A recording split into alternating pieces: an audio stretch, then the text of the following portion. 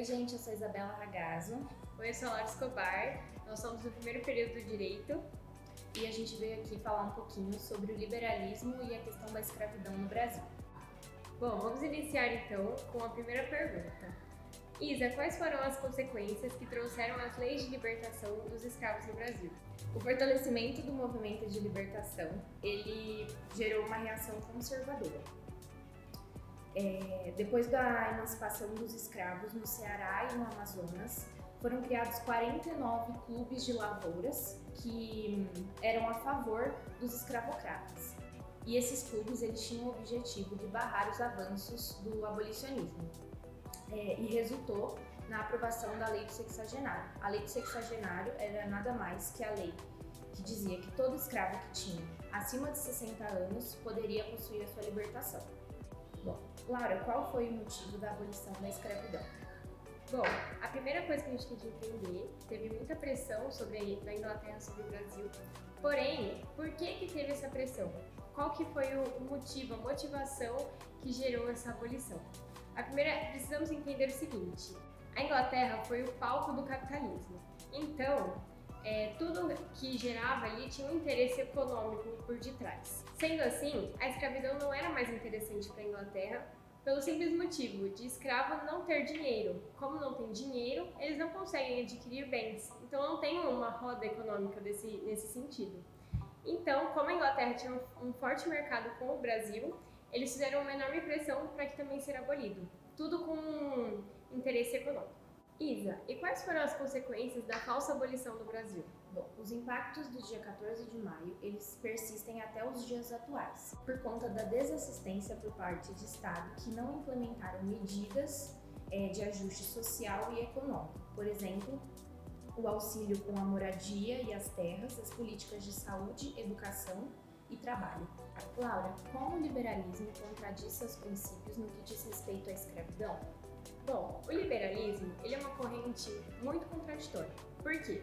O liberalismo ele emprega nos seus princípios a liberdade de expressão, a liberdade individual, a igualdade, sendo que os principais filósofos e pensadores dessa corrente, eles eram a favor da escravidão e rompiam completamente com todos esses princípios de igualdade, de individualidade. Então, essa contradição do liberalismo era só quem convém. Então, os burgueses, os pensadores, como eu falei, um dos principais dele foi o Adam Smith. Essa liberdade e individualidade e toda essa corrente libertária era só para quem convinha. Então, ele apresentava muitas contradições dos seus princípios, porque na prática ele não exercia aquilo que ele pregava.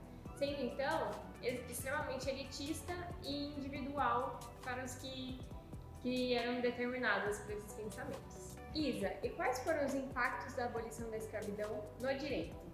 Bom, depois da abolição, o sentido de igualdade, liberdade e dignidade humana, eles se inovaram.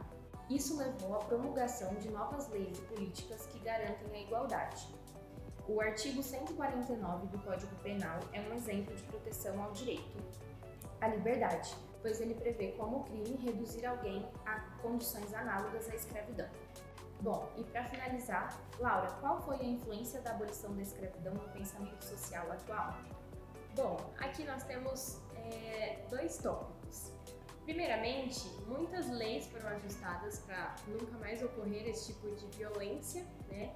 Essa escravidão, essa tortura, muitas políticas em combate a tudo isso. Porém, atualmente, nós temos um pensamento muito parecido com o liberalismo. O que acontece na nossa sociedade? Todos aqui pregam que todos somos iguais perante a lei, porém, na prática também não é assim. Principalmente em relação a negros, no Brasil, de 8 a cada 10 pessoas, 8 negros morrem. E tudo isso também tem questões trabalhistas, questões de violências diárias, tanto verbais quanto físicas, isso também ocorre com a população negra, e também muitas questões em relação a salário também são modificadas. Pessoas negras têm índices de salários reduzidos, tudo isso na sociedade que pega que todos somos iguais perante a lei. Então isso tudo se aproxima do liberalismo. Por mais que nossa política esteja cada dia mais avançada, no liberalismo também se pregava isso, essa igualdade, essa falsa igualdade, mas na prática isso não acontece, infelizmente. Bom, gente, esses foram os tópicos abordados sobre o tema escravidão e liberalismo no Brasil. E finalizamos por aqui hoje o nosso podcast. Agradeço desde já a atenção de todos. Muito obrigada. Muito obrigada.